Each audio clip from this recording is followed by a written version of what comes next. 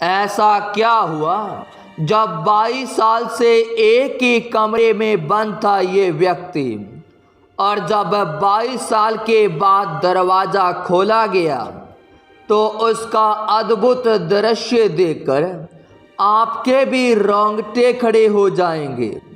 दरअसल दोस्तों, ये घटना हरि ओम नाम के एक व्यक्ति के साथ घटित हुई, जो कि यूपी के गोरखपुर में रहते हैं। उन्होंने बताया कि वो काफ़ी ज़्यादा अमीर परिवार से बिलोंग करते थे, लेकिन दुर्भाग्यवश जब वो 3 साल के थे तो उनकी माँ की मौत हो गई। लेकिन मेरे पिता काफ़ी आयाशी टाइप के व्यक्ति थे। उन्होंने दूसरी शादी कर ली, लेकिन मेरी सौतेली माँ मेरे से कभी भी प्यार नहीं करती, और कभी कभी तो मुझे वो काफ़ी ज़्यादा मारा करती। लेकिन एक दिन मेरी सौतेली माँ मेरे पिता से कहती है कि आज छुट्टी का दिन है, तो हम सभी परिवार वाले अपने फार्म हाउस चलते हैं। वो अपने फार्म हाउस पहुँचते हैं, लेकिन उनकी सौतेली माँ पहले ही अपने पुराने आशिक को वहाँ पर बुला कर रखती है। लेकिन मेरे पिता को नहीं पता था कि जैसे ही हम लोग वहाँ पर पहुँचे तो मेरी माँ ने मेरे पिता से कहा कि आपकी जितनी भी जायदाद है वो मेरे नाम कर दीजिए।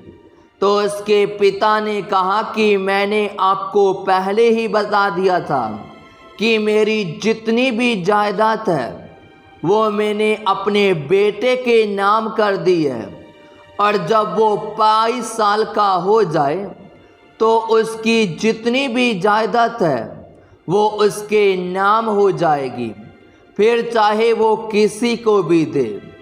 लेकिन फिर सौतेली माँ काफ़ी ज़्यादा गुस्से होने लगी और उन्होंने फ़ोन कर अंदर से बॉयफ्रेंड को बुला लिया, जिसके बाद उन दोनों ने मेरे पिता को मेरी आंखों के सामने मार दिया।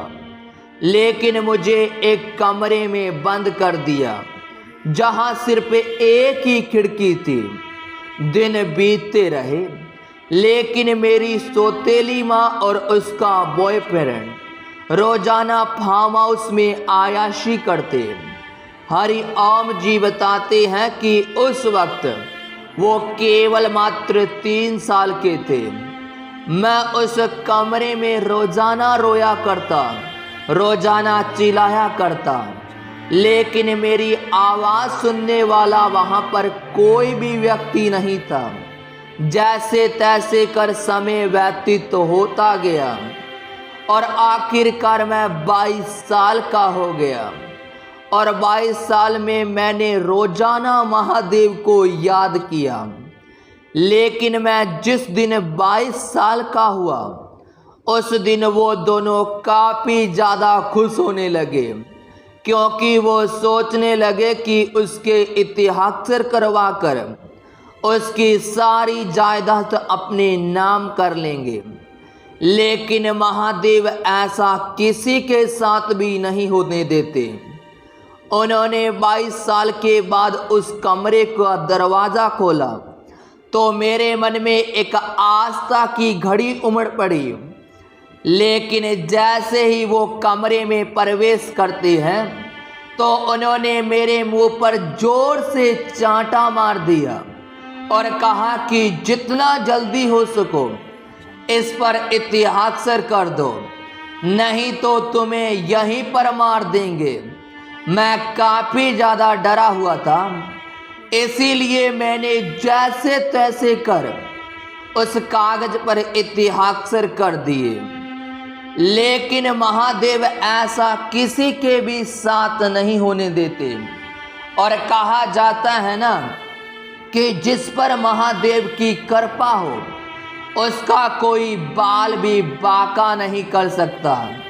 कुछ ऐसा ही हुआ, क्योंकि दोस्तों आपको पता ही होगा कि हर फार्म हाउस में एक चिमनी होती है, और उस चिमनी के नीचे कुछ लकड़ियां रखी होती है।